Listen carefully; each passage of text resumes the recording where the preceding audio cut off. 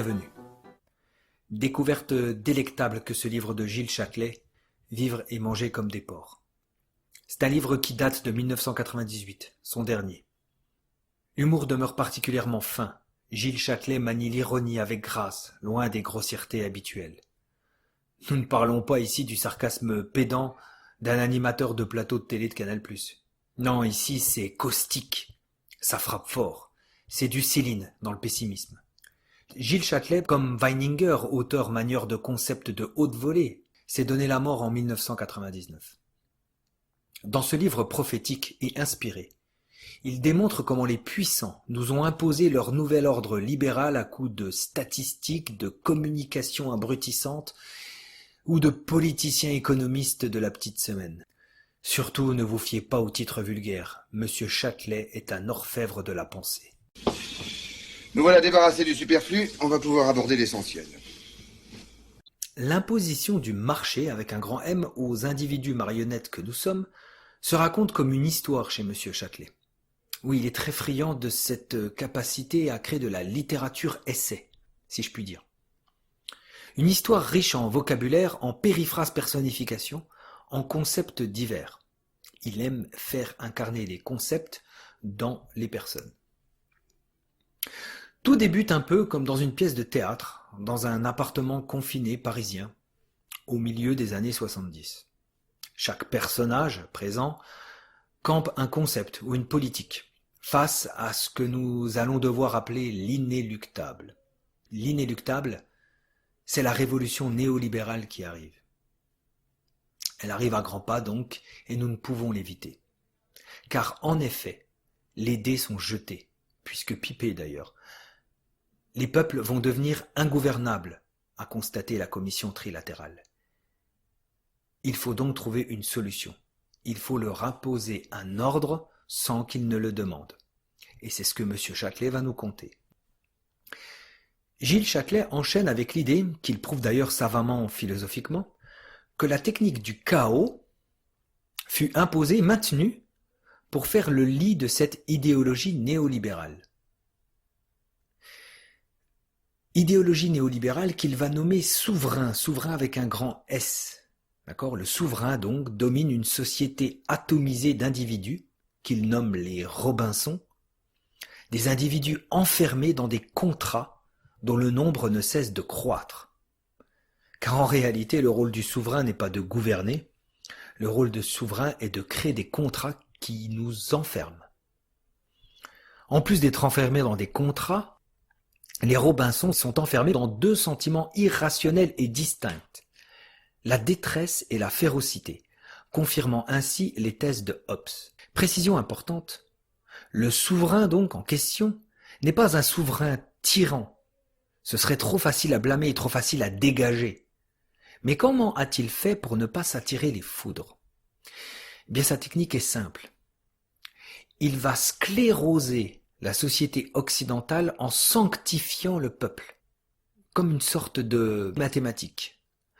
Peuple sanctifié égale peuple incriticable égale société incriticable égale marché incriticable.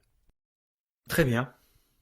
Mais alors vous me direz, comment le souverain, comment le pouvoir a-t-il réussi à sanctifier le peuple qu'il désire d'un autre côté manipuler ?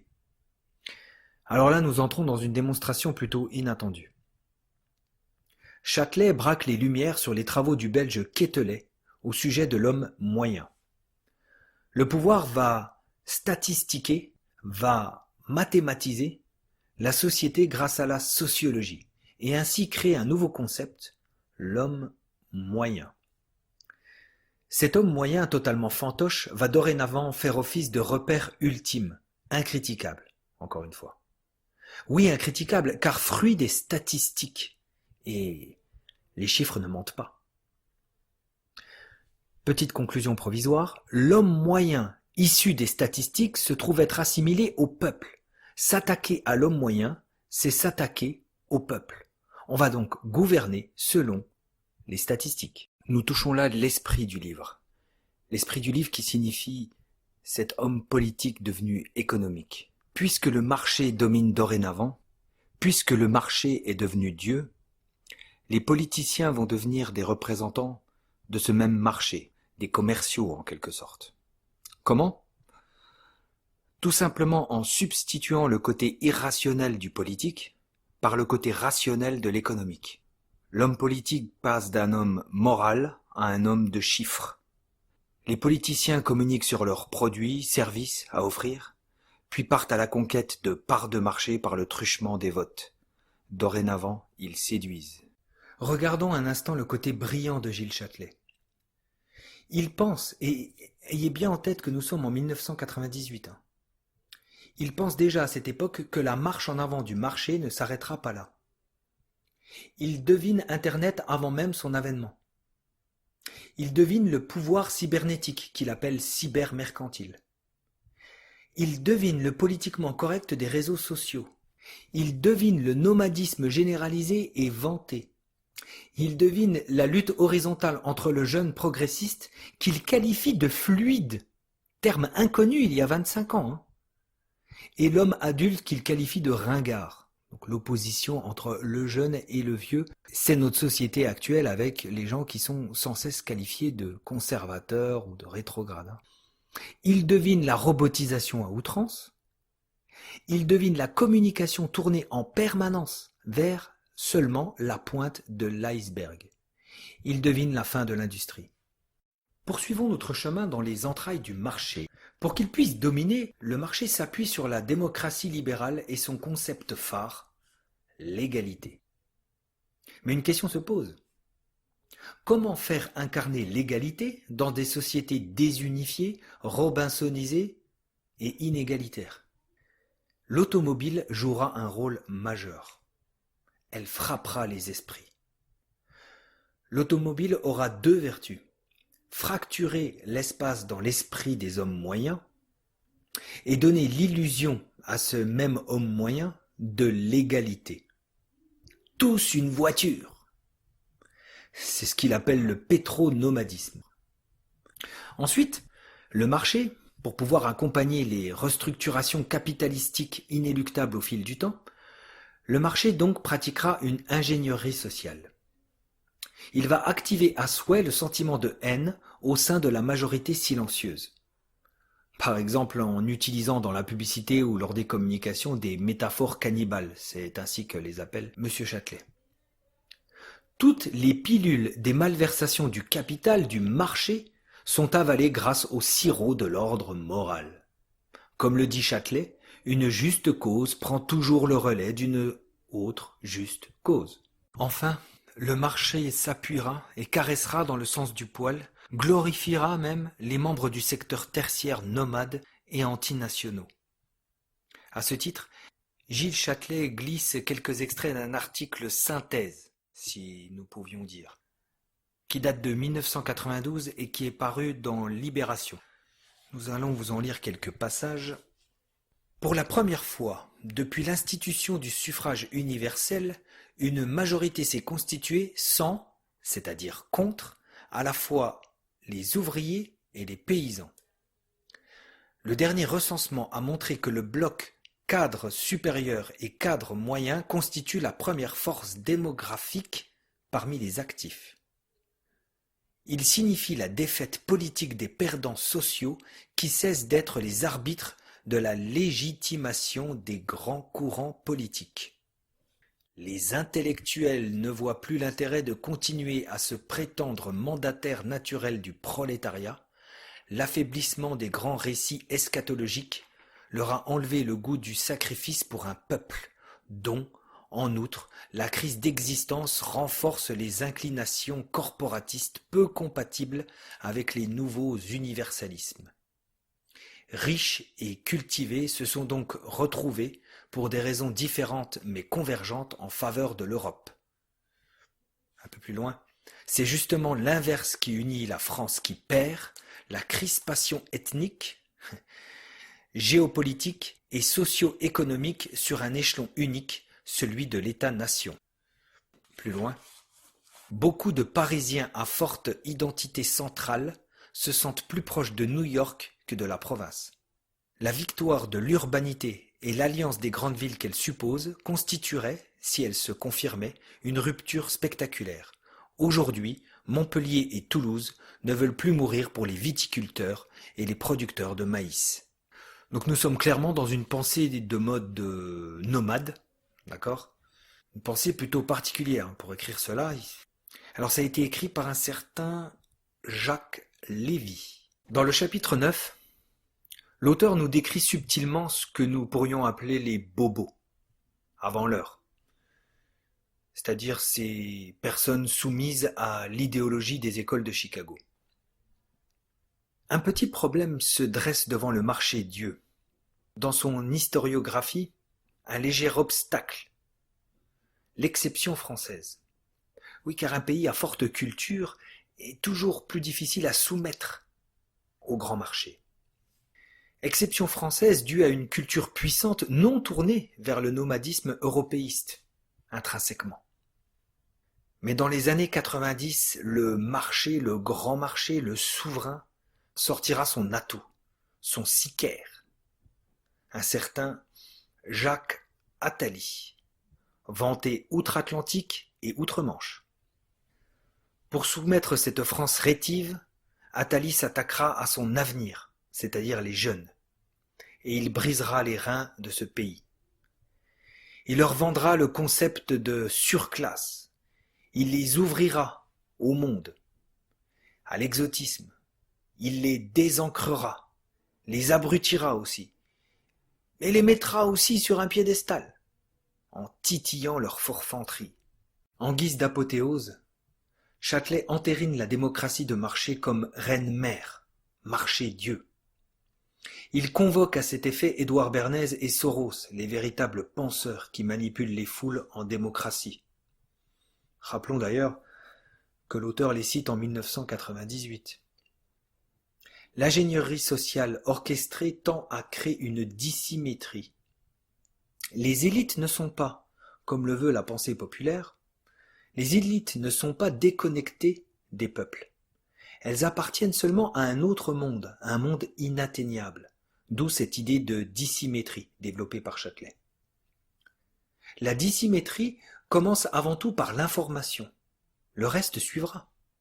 En effet, le citoyen moyen, puisqu'il est écarté des coteries décisionnaires, renonce fort logiquement à s'informer par lui-même. L'apathie devient donc une conduite rationnelle, une seconde nature. Et souvenez-vous, le peuple est roi ici même. L'apathie est sa reine, de fait. En conclusion, guidée par la main invisible, l'humanité court à sa perte. Car quand tu es téléguidé, tu ne sais pas où tu vas. C'est du court terme. Le travail patience à l'ancienne de l'artisan a laissé place au travail corvée pour l'écrasante majorité et au travail performance pour les ambitieux. La seule lueur d'espoir réside, selon Gilles Châtelet, dans l'héroïsme du quelconque, c'est-à-dire l'héroïsme de l'homme moyen qui a brisé ses chaînes, de l'homme moyen insoumis. Le combat est en nous. Rendons-nous maintenant au-delà du livre, tâchons de lui apporter une plus-value. Alors plus-value soit, mais plus-value plus difficile qu'à l'accoutumée, tant le livre de Gilles Châtelet et ses démonstrations ne souffrent d'aucune contestation. C'est un peu comme une longue autoroute, sans douane, sans police, sans contamination par le coronavirus, et qui nous mène à bon port. Cependant, une promesse est une promesse. Un plan est un plan. C'est fait pour être respecté, un plan. La première réflexion que provoque cet essai, c'est sur l'essence même du libéralisme. Châtelet se réfère à Hobbes, qui personnifie, qui fait incarner le libéralisme dans le souverain avec un grand S. Adam Smith, qui est une sorte de disciple de Hobbes, va d'ailleurs remplacer le terme souverain par le terme marché. Adam Smith soutient que la somme des égoïsmes, retenez bien, la somme, on parle déjà de mathématiques ici, vous le verrez plus tard. Adam Smith soutient que la somme des égoïsmes individuels dans une société libérale permet de créer une société juste. Il suit en quelque sorte Bernard Mandeville, un philosophe huguenot voire marane, et plus si affinité, qui affirmait que ce sont les défauts de l'homme qui servent la société civile libérale. Adam Smith, égoïsme, Bernard Mandeville, défaut. Nous pouvons aussi leur ajouter, l'objectivisme de la romancière Rand, qui prétend que l'homme doit combattre l'altruisme. Donc Smith, égoïsme, Mandeville, les défauts, et Rand, anti-altruisme. Donc égoïsme, quoi. Qu'est-ce que cela signifie? Qu'est-ce que tout ça veut dire? Ça fait un peu froid dans le dos, hein. Cela signifie que nous avons échafaudé des sociétés entières, des pays, des continents même. Nous avons modelé des façons de penser, ces façons de penser qui sont devenues la norme imposée. Nous avons même créé des modèles d'éducation depuis des siècles. Bref, nous avons construit tout cela comme des sacrifices envers le Dieu marché. Et sur quoi tout cela était-il fondé? Sur le mal, c'est-à-dire sur les défauts de l'homme, c'est-à-dire sur ce que l'homme n'est pas capable de maîtriser. Au contraire, on ne veut pas les maîtriser, au contraire. Dans la société libérale, on les exacerbe, on les excite, on les provoque, pour toujours plus de libéralisme. Regardons le présent. Croyez-vous que le libéralisme actuel est dénué de mal? Croyez-vous que le mal du libéralisme n'était présent qu'à l'origine? Croyez-vous que le libéralisme a réussi à grandir droit? Non, vous n'êtes pas aussi naïf que ça, c'est impossible. Aujourd'hui, et encore plus que dans le passé, le libéralisme ne se nourrit que du mal. Des exemples? Ok. L'ego. L'ego doit être libéré pour que l'individu se réalise par la force de sa volonté. C'est ça le libéralisme. Le luciférien Aleister Crowley disait « Fais ce que tu veux sera le tout de la loi ». Nous vous renvoyons ici à notre chronique sur le diable, la première. Autre exemple, l'esprit de compétition qui prône l'éloignement de l'autre et non son rapprochement. Tout ça, ce sont des moteurs du libéralisme. Autre exemple, autre moteur du libéralisme, les vices de l'homme qui nourrissent l'industrie du luxe. Le libertin, par exemple, ai-je besoin d'aller plus loin? Pire, la moralité ne sert à rien à la société libérale. Elle est un frein. Mais alors la question la plus importante, la question qui nous brûle les lèvres à tous, c'est comment peut-on penser sereinement pouvoir édifier une civilisation sur le mal? Et surtout, comment cette civilisation a pu se perpétrer à travers le temps? Eh bien, deux groupes de personnes avaient intérêt à pérenniser ce monde tel qu'il est. Premier groupe, les Judéens. La domination du dieu marché sur terre est interprétée par les Judéens comme leur propre règne matériel. Ils s'appuient d'ailleurs sur ce passage dans la Genèse chapitre 22 versets 17 et 18, un moment où l'ange du Seigneur dit à Abraham « Je te bénirai, et je bénirai ta descendance comme les étoiles du ciel et comme le sable du rivage de la mer. Ta postérité possédera les portes de tes ennemis, et en ta semence seront bénies toutes les nations de la terre. » Selon eux, selon les Judéens donc, Yahvé qui est leur Dieu, c'est-à-dire que, parenthèse très importante ici, les Judéens sont monolâtres. Cela signifie qu'ils n'obéissent qu'à un Dieu, mais qui est leur Dieu au milieu d'autres dieux. C'est très important que vous sachiez cela. Donc Yahvé leur offre, en tant que descendants d'Abraham, de se rendre maîtres des portes de leurs ennemis. C'est ce qu'il dit grosso modo. Aggravons cette idée en soulignant que le matérialisme, puisque c'est de ça qu'il s'agit ici, c'est de ça que nous parlons. Le matérialisme s'est répandu et s'est popularisé dans les milieux maranes, comme nous l'avons vu avec Mandeville d'ailleurs, tout à l'heure. Si donc ce matérialisme de Hobbes a pu choquer, a pu dégoûter les milieux chrétiens et en particulier catholiques, il n'en fut pas du tout de même dans le monde judéen. Enfin, l'autre groupe, le deuxième groupe, c'est la classe dominante économique ou la plutocratie, qui se mêle et s'échange d'ailleurs avec le premier groupe bien évidemment. Promouvoir le libéralisme pour eux, c'est asseoir leur pouvoir dans le temps. C'est ainsi qu'il faut comprendre le prosélytisme forcené envers les mathématiques et l'économie au cœur du libéralisme. En effet, les chiffres, disait Châtelet, sont incontestables. L'économie est tout autant incontestable. D'ailleurs, n'est-ce pas une science inventée pour les servir? Question qui mérite d'être posée. Et donc l'économie assoit le pouvoir de cette plutocratie, grâce aux chiffres, incontestables. D'ailleurs, autre preuve, cette plutocratie ne crée rien, leur richesse n'est que mathématique, des lignes de chiffres. Donc, compter sur les mathématiques qui entérinent et évitent toute contestation, mais aussi compter sur la démocratie qui est, qu'est-ce que la démocratie? Qui est la loi du nombre. Encore une fois, les chiffres. La démocratie affirme que c'est le nombre qui détermine la loi. Et ce nombre, pris dans sa globalité, n'a pas besoin d'être moral. Et ce nombre, pris dans la globalité, n'a pas besoin d'être cultivé. Non. Il arrive même que le nombre puisse déterminer la loi dans le domaine de la morale, et ce, sans même être moral. Conclusion.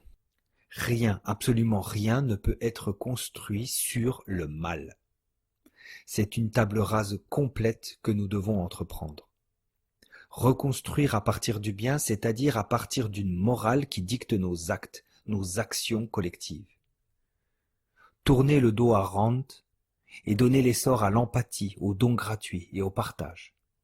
Nous appuyer sur une logique de vie et non pas sur une logique de mort. Cette société a déjà existé. C'est une société aux valeurs catholiques. Que jamais ne sorte d'en France la gloire qui s'y est arrêtée. Aimez-nous, abonnez-vous.